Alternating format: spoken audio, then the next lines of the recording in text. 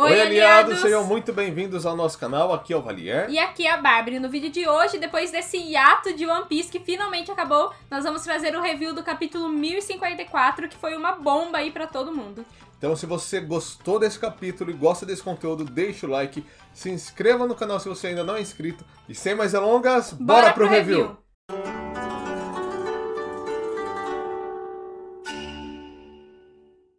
E para iniciar o capítulo, Oda já colocou uma capa colorida maravilhosa mostrando os 4 novos imperadores. Essa capa ficou maravilhosa, mas algo que nós ficamos nos questionando a partir de agora é como vai ficar o equilíbrio no mundo de One Piece com esses novos imperadores. Então nós vimos que 2 Yonkous caíram, o sistema Shichibukai foi pro ralo e teve uma bagunça no mundo inteiro por conta do Reverie. E agora o que a gente quer saber é como que vai ficar esse equilíbrio, né? Logo de cara, no capítulo, nós vemos um dos almirantes. Então o que a gente acredita é que nós vamos ver um pouco mais dos almirantes a partir de agora, não somente do Aramaki, como mostrou nas cenas seguintes, mas também de todos os outros almirantes agindo para tentar dar uma equilibrada nas coisas, tanto uma acalmada nos ânimos da população que deve estar totalmente assustada, quanto também eles vão tentar o máximo possível segurar esses supernovas que estão dando trabalho.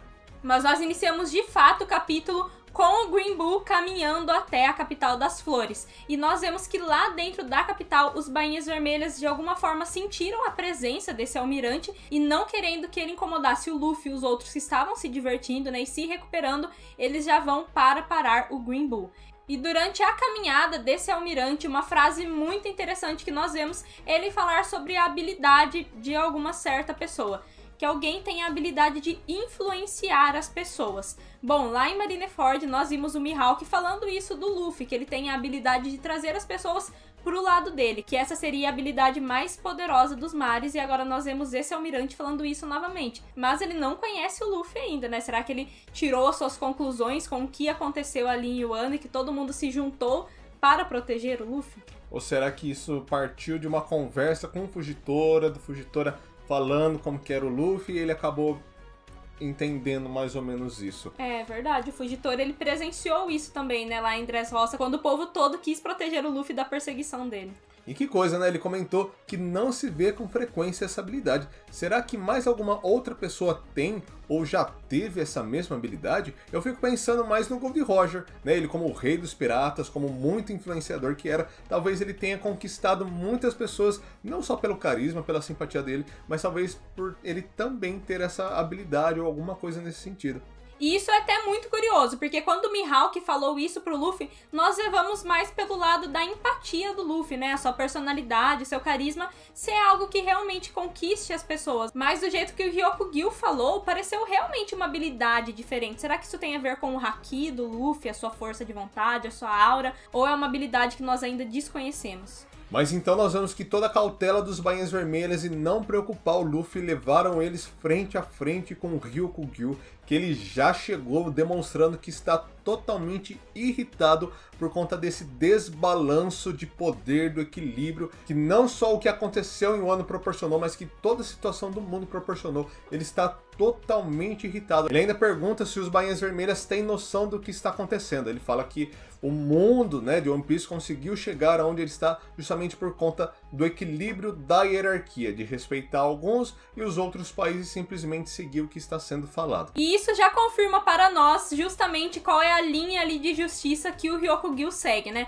Nós tínhamos ficado na dúvida se ele ia seguir mais pro lado do Fujitora e do Aokiji ou ser mais radical como o Akainu. E agora a gente viu que realmente ele é bem radical como o Akainu. Para ele, o que importa é manter a ordem ali do mundo, né? A hierarquia. Para ele, se uma nação não pertence ao governo mundial, ela não tem valor nenhum. Seria melhor se ela fosse extinta. Então nós vemos que ele é bem rígido, né, com todos esses critérios, e até que vai ser muito interessante ver alguém assim mais rígido que quer fazer acontecer, quer fazer acontecer a sua justiça bem depois dessa guerra. O que a gente espera? A gente espera que ele vai dar tudo de si para tentar dar um jeito de, sei lá, contornar ou acabar com o que está acontecendo lá em Wano. Quem sabe ele mesmo não tente dar o seu jeito de fazer com que o Wano torne-se submisso ao governo mundial, ao menos na cabeça dele. Mas que ele vai ir com tudo, disso eu não tenho dúvidas. E para controlar um almirante, por mais que une os bainhas vermelhas, depois a gente vê a Yamato e Momonosuke chegando,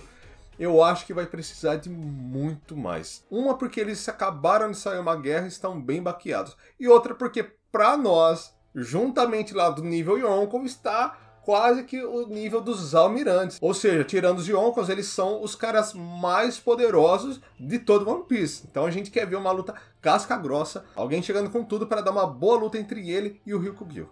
E logo em seguida nós já vemos a investida dos Bainhas Vermelhas contra o Green Bull. E nesse momento é revelado a fruta dele, que na verdade é uma logia diferente do que nós esperávamos. Então ele tem a logia da floresta e, gente, que poder apelão. Eu não esperava que o Oda fosse explorar as habilidades dele dessa maneira. E o quão poderoso será que o Oda vai deixar esse poder do Green Bull? Porque ele fala todas as formas de vida que pode ter uma floresta, até mesmo a forma, a estrutura da própria floresta, pode rivalizar até mesmo com os próprios mares. Se o Oda for deixar esse poder tão estrondoroso quanto nós estamos imaginando, vai fazer totalmente jus estar a cargo de um almirante. Bom, e como nós imaginávamos, somente as Bainhas Vermelhas não serviriam para segurar o Ryukugyu por muito tempo. Então chega Yamato com o seu Haki do Rei e dá um baita de um golpe nele. E ele até comenta que é um Haki mesmo muito forte, que até causou dor nele. E reconhecendo essa habilidade da Yamato, ele até mesmo pergunta quem é você. E quando ela responde que é filha do Kaido, ele fica totalmente surpreso, né? Como a filha do Kaido, né, que teve o seu pai derrotado, está impedindo ele de atacar os samurais. Realmente isso pra ele não faz sentido nenhum. Mal imagina ele que a Yamato está do lado do Chapéu de Palha. E logo em seguida chega o Momonosuke todo destemido, preparado para dar o seu Boro Breath, e a gente vê que ele ainda não está conseguindo usar muito bem a sua habilidade. Mas serviu para assustar levemente o Ryukugyu. Acredito que ele não estava esperando surgir um outro dragão. E de fato as coisas estão bem confusas para o Aramaki, ele não está entendendo nada do que está acontecendo ali. E é muito interessante a gente ver o Momonosuke tentando dar o seu melhor para conseguir usar as habilidades do dragão. Com certeza ele tem muito pela frente para ficar tão poderoso quanto o Kaido, mas algo que eu achei muito curioso foi ele não conseguindo usar suas habilidades, mas fazer aquilo que o Luffy falou para ele fazer. Se não conseguir usar as habilidades, use a sua cabeça. E assim como o Momonosuke fez contra o Kaido, ele também dá uma baita de uma mordida no Ryukugyu. Eu acho que o trunfo dele, por enquanto, vai ser essas mordidas. Mas, infelizmente, como nós já imaginávamos, não deu nem pro cheiro. O Aramaki sozinho, ele segurou o corpo do dragão inteiro. Ô louco, imagina uma luta entre ele e o Kaido? Seria muito interessante. E diante disso, a Yamato ela fica totalmente preocupada com o Momonosuke, mas antes da Yamato fazer qualquer coisa, o Momonosuke diz para ela não lutar. E por que será que ele comentou isso? Será que o plano do Momonosuke é ele e os Bainhas Vermelhas ficarem ali pra segurar o Ryukugyu e a Yamato, né, junto do Chapéu de Palha, fugirem? Mas, gente, se isso acontecer, imagina a situação do pessoal ali de Wano, né? Sem o bando do Chapéu de Palha, sem o Kid, o Lau, eles não vão conseguir segurar esse almirante. Porém, algo que pode acontecer e que eu acharia simplesmente incrível se acontecesse é se o Kaido ressurgisse ali daquele magma e ficasse lutando, né, segurando o Ryukugyu pro resto do pessoal fugir, né? O Oda, ele sempre trabalha muito isso da redenção, né? Como o Luffy nunca quer matar os seus oponentes, mas sim acabar, né, destruir o ideal que eles carregam consigo. E o Kaido, ele enxergou muito bem isso no Luffy, né? Ele enxergou a figura do Joy Boy, que de uma forma ou outra o Kaido esperava muito para aparecer. E talvez agora, com todo esse respeito que o Luffy ganhou do Kaido, ele mesmo fica ali pra segurar o almirante enquanto os outros fogem. E além desse ponto que a Bárbara comentou, tem também outros dois pontos que podem corroborar para o Kaido ir lá acertar as contas com o Aramaki. O primeiro é que com certeza o Luffy mudou muitos dos ideais que o Kaido tinha. E outro também é a questão de honra do Kaido. Quem sabe por conta de honra o Kaido ele não decide ir lá peitar o Aramaki por ele ter causado tudo aquilo na sua tripulação. Bom, e agora começando a melhor parte do capítulo, nós vemos chegando nos mares de Wano uma tripulação que ninguém esperava que iria chegar. A tripulação do Ruivo das Caras, preparados para atracar em Wano. E o que fica de dúvida é o que eles foram fazer em Wano. Isso nós realmente não imaginávamos. Numa altura dessa do campeonato, o Shanks chegando em Wano. Ele que estava lá em Marijoice há pouquíssimo tempo, chega do nada em Wano, assim como ele chegou do nada em Marineford. Mas o que nos deixa na dúvida é se eles vão ou não atracar em Wano agora. Pelo que a gente viu, o Shanks não quer se encontrar com o Luffy, né? A tripulação dele está toda ansiosa para esse encontro finalmente acontecer, mas ele não quer. O Yasop também não está preparado, diz ele, para se encontrar com o Usopp agora, então a gente fica nesse questionamento. Nós vemos o Shanks comentando que eles têm outras prioridades para agora, mas ver eles chegando em Wano também seria fantástico. Eu particularmente acredito que eles vão atracar em Wano, porém não dá pra saber o que. Com certeza eles vão buscar não se aproximar do bando do Chapéu de Palha. Provavelmente o Shanks ele está esperando um momento certo ou em algum lugar específico para se encontrar com o Luffy. E o ponto é justamente esse, né? O que será que eles precisam fazer em Wano? Será que tem alguma coisa lá, alguma informação que eles ainda não possuem? Ou talvez eles queiram até mesmo a habilidade do Momonosuke, né? Da voz de todas as coisas para chegarem a One Piece, não sei. Não dá pra saber por que o Oda colocou isso pra gente agora. Ou sei lá, ele sabia que o Almirante Green Bull estava indo até lá e está indo pra pará-lo. Não dá pra saber, né, gente? Mas algo que nos intrigou foi ver o flashback do Shanks. Foi bem rápido, mas deu pra ver o interesse dele em invadir aquele navio da CP9, onde tínhamos o jovem Rushu, em que ele invadiu simplesmente para pegar a Akuma no Mi da borracha. O Rushu até pergunta, nossa, mas não tem nada aqui, somente esse fruto da borracha. E ainda assim ele pegou, e depois nós sabemos tudo o que aconteceu. Ele conheceu o Luffy, decidiu dar o seu braço para essa geração, para o Luffy, né, poder crescer e se tornar um grande pirata. E justamente nesse ponto nós vemos o Shanks olhando atentamente para o cartaz de procurado de Luffy com um sorriso no rosto. Meio que ele já aguardava ansiosamente, já meio que sabia que o Luffy seria capaz de chegar onde ele chegou e de fazer a Akuma no Mi encontrar o seu ápice depois de todos esses anos. Algo que dá pra ter meio que uma certeza é que o Shanks sabia do potencial dessa fruta, que não era simplesmente a fruta da borracha, né? Primeiro, por todo o seu interesse em roubar essa fruta da CP9, e também quando ele olha pro cartaz do Luffy, né? A expressão dele é como se ele soubesse que a fruta tinha esse potencial, tinha esse segredo escondido nela e que era muito mais poderosa do que a maioria das pessoas imaginavam, né? O Shanks, com certeza, quando viu que o Luffy comeu essa Akuma no Mi, já esperava que ele ia conseguir despertá-la um dia. E outro momento incrível dessa passagem do Shanks foi no momento em que ele serviu o saquê para o Ben Beckman, né? E nós podemos considerar o tripulante mais íntimo dele, e ele fala uma frase que mexeu com a cabeça de todos nós. Shanks ele fala que agora acredita que já está no momento de ir pegá-lo. Pegar One Piece. E como assim ir pegar o One Piece, né? Até o momento nós estávamos acreditando que o One Piece não é algo realmente físico, né?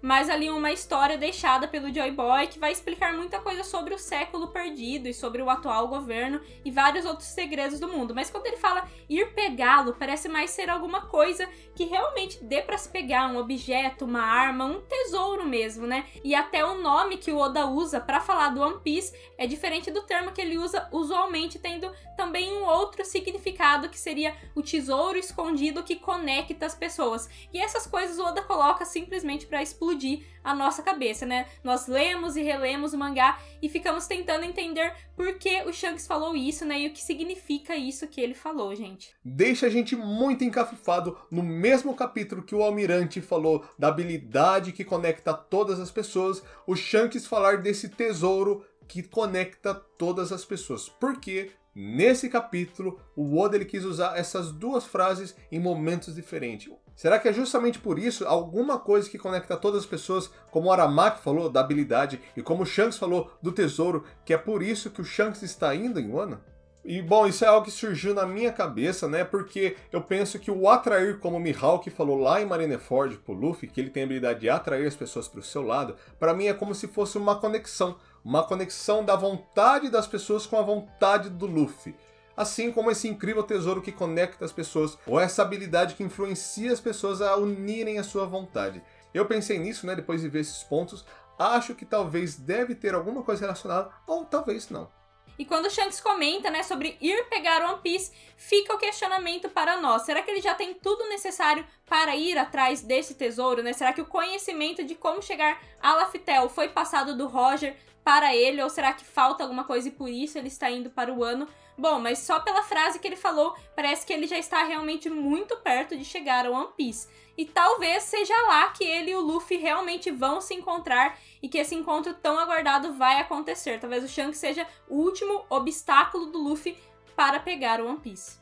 E saindo ali dos arredores de Wano, nós somos direcionados para o quartel-general da Marinha, onde vemos que uma reunião está acontecendo. Participando dela está o Kizaru, o Akainu e também um outro personagem que nós não conhecíamos até o momento, o Tensei Cavalo Negro, que é o comandante da unidade de investigações especiais da Marinha. Já de início, algo que a gente tem que se atentar é a esse codinome, Cavalo Negro. Esse padrão de codinomes nós só tínhamos visto com os almirantes. Temos o Touro Verde, o Tigre Roxo, o Fazão Azul e agora Cavalo Negro. Será que esse cara também tem uma grande influência e um grande poder como os almirantes, né? Nós temos os animais do Zodíaco e até então a gente vê que a cada momento da obra está sendo introduzido um novo animal. Talvez este Cavalo Negro vai ter aí uma grande importância também. E nós vemos que nessa conversa eles estão tratando de tudo o que aconteceu no Reverie. Então, em primeiro momento, nós descobrimos que a morte que ocorreu foi a do Rei Cobra. Como nós já estávamos imaginando, né, ele que já tinha saúde debilitada, talvez alguma coisa iria acontecer com ele. Ou, sei lá, naturalmente, ou de fato alguma coisa aconteceu. E agora nós vemos que está sendo culpado o Sabo de matar o Rei Cobra. Será que isso é verdade? Nós achamos que não. Não é do feitio do Sabo fazer algo desse calibre, né? Inclusive, em sequência, nós vemos que a Vivi sumiu do nada. O que nós imaginamos é que provavelmente a luz que o Insama queria apagar era justamente a Vivi. E quem sabe o Rei Cobra ele descobriu, tentou dar o seu jeito de impedir isso e acabou morrendo. Ou quem sabe ele descobriu e pediu ao Sabo para sequestrar a Vivi. De toda forma, o que nós temos praticamente certeza é que o Rei Cobra ele ficou meio que desconfiado disso, acabou descobrindo de algum jeito, morreu no lugar da Vivi e que a Vivi fugiu com o exército revolucionário. Nós temos certeza que não foi o Sabo culpado desses incidentes que aconteceram, exceto pela declaração de guerra contra todo o governo mundial, que isso com certeza foi obra do exército revolucionário. Outra coisa que aconteceu foi eles terem libertado o Kuma da escravidão dos Tenryubitos. Para isso, muito provavelmente, eles tiveram ali que enfrentar o São Charles e os outros Tenryubitos e também foram culpados por tentar assassiná-lo. Mas o tiro saiu pela culatra, né? Tentaram ali de toda forma incriminar o Sabo, mas algo que eles não imaginavam é que a população iria adorar isso que o Sabo fez, né? Ele está sendo totalmente aclamado como o imperador das chamas que declarou guerra contra o governo mundial. Nós temos alguns pontos muito interessantes para comentar dentro dessa pequena reunião entre os dois almirantes e o chefe de investigação. Um desses pontos é sobre a Revolução das 8 Nações, que provavelmente elas se inspiraram na revolução que ocorreu dentro do Reverie. Essas nações aproveitaram a brecha, né, dos reis não estavam lá para fazer uma rebelião, tumultuar e adorar o Sabo como um libertador. Então, mesmo sem querer, o Sabo inspirou aí muitas nações a se rebelarem e agora a coisa vai ficar feia. Muito provavelmente a marinha vai cair matando pra cima dos revolucionários. E falando nos revolucionários, duas coisas podem estar acontecendo. Ou eles podem estar muito felizes das nações estarem começando a se rebelar contra toda essa corrupção aí do governo, ou eles realmente estão incomodados com essa situação e querem saber o que levou o Sabo a fazer isso, se é verdade ou não. Mas de toda forma, mesmo que tentaram ali incriminar o Sabo, foi algo bom porque inspirou muitas pessoas a se rebelarem. Eu estou até imaginando no final de One Piece quantas nações não vão se unir ao exército revolucionário, que também se unirão aos Chapéus de Palha. Enfim, vai ser uma união tremenda contra todo mundo ali do governo.